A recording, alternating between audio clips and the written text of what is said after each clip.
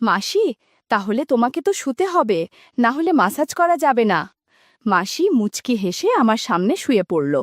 আমি আস্তে আস্তে পা মাসাজ করতে থাকলাম। এমন সময় পাশের বাতাবি লেবু দেখে বললাম, মাসি, এই বাতাবি লেবুগুলো এখনো সতেজ কেন? মাসি বলল, তোর মেশো লা খেয়ে রেখে দিয়েছে অনেক দিন, তাই এরকম, তুই চাইলে খেতে পারিস। সেদিন রাতের পর আর কি কি হয়েছিল তা কোনো দিনও ভুলব না। আমার নাম মিলন, ২২ বছরের এক যুবক, থাকি কলকাতাতে। যে মাসির কথা বলতে চলেছি তার নাম বুলা, থাকে পাঞ্জাবে।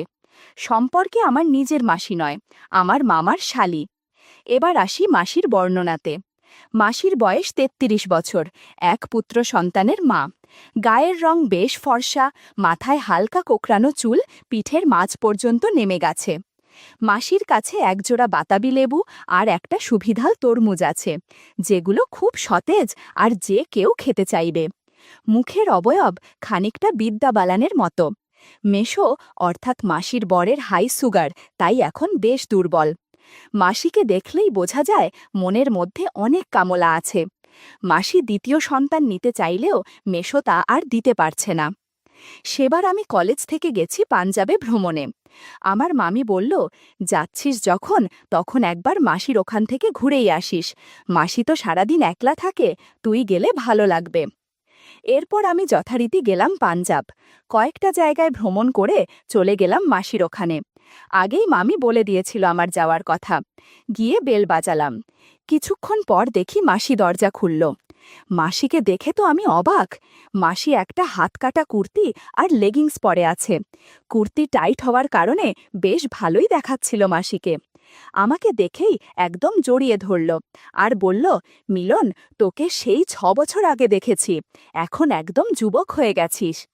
মাসির সাথে হাই হ্যালো আলাপ করে নিলাম। এরপর মাসি আমাকে ফ্রেশ হয়ে নিতে বলল। আমি বাথরুমে গিয়ে মাসির কথাই ভাবছিলাম। মনের মধ্যে কেমন যেন এক অনুভূতি হচ্ছিল। যাই হোক, ফ্রেশ হয়ে কিছু খাবার খেয়ে নিলাম। অনেক জার্নি করার কারণে মাথা ধরে আছে, তাই খানিক ঘুমিয়েও নিলাম। হঠাৎ ঘুম ভাঙল মেশোর ডাকে। দেখি মেশো রোগা হয়ে গিয়েছে আর কেমন বয়স্ক লাগছে, যদিও মেশো মাসির থেকে ১২ বছরের বড়। আমি এরপর মেশোর সাথে গল্প জুড়ে দিলাম। মেশো ভালোই খুশি, আর আমি মাসির ছেলের সাথেও বেশ ভাব জমিয়ে ফেললাম। এরপর মাসি আমাদের ডিনারে ডাকল। দেখলাম মাসি একটা হাত কাটা নাইটি পরেছে। খাওয়া দাওয়া হয়ে গেলে আমি ঘুমোতে চলে গেলাম। কতক্ষণ ঘুমিয়েছি জানি না, হঠাৎ একটা মৃদু কণ্ঠে ঘুম ভেঙে গেল। আমার রুমের পাশেই মাসি আর মেশোর রুম। মাসির ছেলে ঘুমায় ওই পাশের একটা রুমে। আমি ভালো করে শোনার জন্য আস্তে করে রুম থেকে বের হয়ে দরজায় কান পাতলাম। শুনলাম মাসি মেশোকে কথা শোনাচ্ছে। মাসি বলছে, বুড়ো লোক, কিছুই তো পারো না, কোনো কাজটা ঠিকমতো করতে পেরেছ? তোমার জন্য এখন আমি আর নিজের কোনো শখ ইচ্ছা পূরণ করতে পারি না। মেশো বলছে, বুলা, আমি তোমাকে বলেছি, তুমি যদি আবারও মা হতে চাও তাহলে IVF এর সাহায্যে নিতে পারো। তখন মাসি জোরে বলে উঠল, এত কিছু করার সময় নেই। তখন মেশো বলল, তুমি তাহলে তোমার পছন্দ মতো কারো বাচ্চা দত্তক নাও।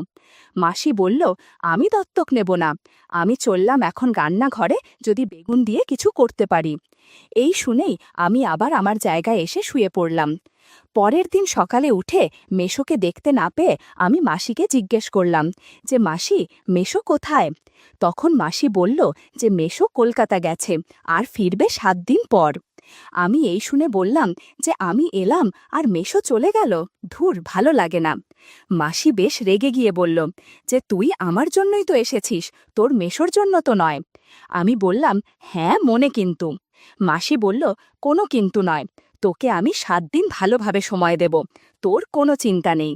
আমি খুশি হয়ে বললাম, ঠিক আছে মাসি, তুমি যা বলবে তাই হবে। আমি মাসিকে বললাম, মাসি, মেশোর যে এই সুগারের রোগ, তাতে তো অনেক সমস্যা। মাসি বলল, হ্যাঁ, তার যেমন সমস্যা আমার আরও বেশি সমস্যা। এই বয়স থেকেই না খেয়ে মরতে হবে মনে হচ্ছে। আমি বললাম, কেন মাসি, আমি কি জন্য আছি তাহলে? তখন মাসি মুচকি হেসে বলল, পারবি নাকি তুই? আমি বললাম, একবার বলেই দেখো না, পারি কি পারি না। মাসি বলল, ঠিক আছে, আজ দুপুরে তোকে কয়েকটা কাজ দেব, যদি পারিস তাহলে বুঝবো তুই আমার সাহায্য করতে পারবি। এরপর দুপুরে স্নান সেরে খাওয়ার পর আমি নিজের রুমে শুয়েছিলাম। মাসি আমাকে ডাকল, এই মিলন, একবার আয় এখানে। আমি গিয়ে দেখলাম মাসি বিছানায় শুয়ে আছে, পরনে একটা হলুদ টাইট নাইটি। আমি বললাম, কি হয়েছে মাসি, ডেকেছিলে আমাকে? মাসি বলল, সকালে বললাম যে আমার কাজ করে দিতে পারলে বুঝবো তুই আমার কাজে আসবি কিনা। আমি বললাম, হ্যাঁ মনে আছে। মাসি বলল, বেশ বেশ, দিদি বলছিল তুই নাকি দারুণ ম্যাসাজ করতে পারিস। আমি বললাম, হ্যাঁ মোটামুটি পারি। মাসি বলল, আমার পা ম্যাসাজ করে দে, সংসারের কাজ করতে করতে পা ব্যথা হয়ে গেছে। আমি আস্তে আস্তে পা ম্যাসাজ করতে থাকলাম। এমন সময় পাশের বাতাবি লেবু দেখে বললাম, মাসি, এই বাতাবি লেবুগুলো এখনো সতেজ কেন? মাসি বলল, তোর মেশো না খেয়ে রেখে দিয়েছে অনেক দিন, তাই এরকম, তুই চাইলে খেতে পারিস। আমি একদিকে ম্যাসাজ করছিলাম আর অন্যদিকে বাতাবি লেবু খাচ্ছিলাম। দারুণ সুস্বাদু বাতাবি লেবু দুটো। বন্ধুরা, তোমরা বুঝেছ তো কিসের কথা বলছি? ঘণ্টাখানেক ম্যাসাজ করার পর মাসি বলল, অনেক দিন পর এত ভালো লাগছে রে মিলন, তোর মেশোর বয়স হবার পর থেকে ম্যাসাজ করতে পারে না, আজ তুই আমার অনেক উপকার করেছিস। আমি বললাম, মাসি, আমি তোমাকে আশীর্বাদ করতে চাই যেন তুমি পোয়াতি হতে পারো। মাসি বলল, কি বলছিস এসব, তোর মেশো যদি কিছু বুঝতে পারে তাহলে সমস্যা হয়ে যাবে। আমি বললাম, এসব তুমি ভেবো না, আমার আশীর্বাদে পোয়াতি হলে মেশোর নামে চালিয়ে দিবে। মাসি বলল, ঠিক আছে, তুই আমাকে আর কিছুক্ষণ আশীর্বাদ করে জল দে। মাসির কথা মতো তাই করলাম। ঘণ্টাখানেক মাসিকে সেবা করে আমি একটু বিশ্রাম নিচ্ছি। একটু পর মাসি বলল, পরশু দিনে দিদি মানে তোর মামি এখানে আসছে রে। আমি আকাশ থেকে পড়লাম, বললাম, কই, মামি তো আমাকে বলেনি। তখন মাসি বলল, সারপ্রাইজ দেওয়ার জন্য বলিনি। বন্ধুরা, তোমাদের আমার মালা মামির একটু বর্ণনা দিয়ে নি। মালা মামির বয়স ৩৫ বছর, লম্বায় 5 ফুট 7 ইঞ্চি, খুব একটু স্লিম নয়, একটু স্বাস্থ্যবার আর কি। গায়ের রং উজ্জ্বল শ্যামবর্ণ, ত্বক একদম মসৃণ। মামি সবসময় স্লিভলেস ব্লাউজ বা নাইটি পরে। মোট কথা, মালা মামিকে আমার খুব ভালো লাগে, বলতে অসুবিধে নেই। এই দুই বোনকে দেখলেই আমার মধ্যে অদ্ভুত অনুভূতি হয়। এদিকে মাসি আমাকে মামির বিষয়ে কিছু গল্প করছিল। গল্প করতে করতে কখন যে ঘুমিয়ে গিয়েছি তা বুঝিনি। পরদিন সকালে যখন ঘুম ভাঙল, আমি উঠে দেখলাম পাশে মাসি নেই। আমি তখন উঠে ব্রাশ করে একদম ফ্রেশ হয়ে যখন নিচে নেমে এলাম, দেখলাম মাসি কার সাথে যেন মনোযোগ দিয়ে ফোনে কথা বলছে। মাসি দেখলাম সকালেই একটা গোলাপি স্লিভলেস ব্লাউজ আর একটা শিফনের শাড়ি পরেছে, আর মাসির আঁচলটা কোমরে গোজা। আমি গিয়ে মাসির পাশে বসলাম। মাসি দেখলাম হু হু করে ফোন রেখে দিল, আর মাসির চোখে মুখে আনন্দ আর উত্তেজনা। আমি বললাম, কার ফোন ছিল গো ওটা? মাসি আমাকে জড়িয়ে ধরে বলল, মিলন, তোর মেশোকে কাজের জন্য 1 মাস কলকাতায় থাকতে হবে। এখন শুধু আমরা 2 জন আর তোর মামি বাসায় থাকব। আর হ্যাঁ, আজ বিকালে আবার বান্ধবী কুমকুম আসবে, তুইও ওকেও একটু আশীর্বাদ করে জল দিস, কুমকুমও মা হতে চায়। আমি অবাক হয়ে বললাম, মাসি, কি বলছোটা কি, মানে হচ্ছেটা কি? আমি কি সবাইকে আশীর্বাদ দিতে এসেছি নাকি? তখন মাসি বলল, রাগ করিস না, এতে তোরই সুবিধা হবে। আমি আর না করতে পারলাম না। আমি এই শুনে মাসি বললাম, থ্যাংক ইউ বুলা রানী, তুমি সত্যি অসাধারণ। আর এর জন্য আজ তোমার উপহার হলো কুমকুম মাসি না আসা পর্যন্ত তোমার অনেক সেবা যত্ন করব। মাসি আনন্দে বলল, তাহলে আর দেরি কেন? সেদিন বেশিক্ষণ মাসির সেবা করতে পারলাম না। মাসি বলল, কিরে, আজ তোর কি হলো? আমি বললাম, আসলে কুমকুম মাসির কথা ভাবতে ভাবতে এরকম হয়েছে। মাসি বলল, সমস্যা নেই, মাঝে মধ্যে এরকম হয়, দাঁড়া দিদিকে একটা ফোন করি। আমি বললাম, হ্যাঁ হ্যাঁ করো। তাদের ফোন আলাপ থেকে বুঝতে পারলাম মামি বেশি উত্তেজিত হয়ে আছে, কারণ মাসি একা একা আমার ভালোবাসা পাচ্ছে তাই। এদিকে মাসি মামির কথা শুনে হাসতে হাসতে পাগল হয়ে গেছে। কিছুক্ষণ পর মাসি বলল, চল মিলন, আমরা স্নান করে খাবার খেয়ে একটু বিশ্রাম করে নিই, কারণ বিকালে আবার প্রচুর পরিশ্রম করতে হবে। আমি বললাম, ঠিক আছে মাসি, এখন আর কিছু করা যাবে না, একবারে কুমকুম মাসি আসলে ভেবে দেখা যাবে। এরপর আমরা স্নান শেষ করলাম। স্নান শেষে মাসি একটা গোলাপি স্লিভলেস নাইটি পরে আমাকে খেতে ডাকলো। আমি গিয়ে মাসির সাথে গল্প করতে করতে খাবার খেয়ে নিলাম। তারপর আমি আর মাসি মিলে মাসির বেডরুমে গিয়ে টিভিতে একটা সিনেমা দেখতে লাগলাম। আমি সিনেমার ফাঁকে ফাঁকে মাসির সাথে একটু গল্পও করলাম। কিছুক্ষণ পরেই ডোরবেল বেজে উঠল। সঙ্গে সঙ্গে আমি চমকে উঠলাম, আর মাসি দেখলাম বিরক্ত হয়ে রাগে গনগনে হয়ে নাইটি ঠিক করে দরজা খুলতে গেল। আমি তখন টিভিতে একটা নিউজের চ্যানেল দেখতে লাগলাম। হঠাৎ মাসির গলা শুনলাম। মাসি বলছে, আরে কুমকুম যে, আয় আয়, ভেতরে আয়। কুমকুম মাসি বলল, হ্যাঁ বুলাদি, কি খবর বলো তোমার? এই শুনে আমার হার্টবিট এক লাফে বেড়ে গেল। এই সময় মাসি দেখলাম কুমকুম মাসিকে নিয়ে বেডরুমে ঢুকল। আমার তো কুমকুম মাসিকে দেখেই চোখ কপালে। মাসি একটা ডিপ বেগুনি শাড়ি আর একটা ব্ল্যাক স্লিভলেস ব্লাউজ পরেছে। আমি বললাম, এসো কুমকুম মাসি, বসো বসো। কুমকুম মাসি আর চোখে আমার দিকে তাকালো আর একবার মাসির দিকে, তারপর আমার কাছে এসে বসল। এদিকে বুলামাসি তখন বলল, মিলন, কুমকুমের পিঠে বেশ একটা যন্ত্রণা বেশ কিছুদিন ধরেই হচ্ছে, তোর কাছে একটু মাসাজ নিতে এসেছে। আমি বললাম, আচ্ছা কুমকুম মাসি, কোথায় ব্যথা গো? কুমকুম মাসি বলল, কোমর আর পিঠের মাঝে। আমি বললাম, আচ্ছা বুঝেছি মাসি, তাহলে তোমাকে তো শুতে হবে, না হলে মাসাজ করা যাবে না। মাসি মুচকি হেসে আমার সামনে শুয়ে পড়ল।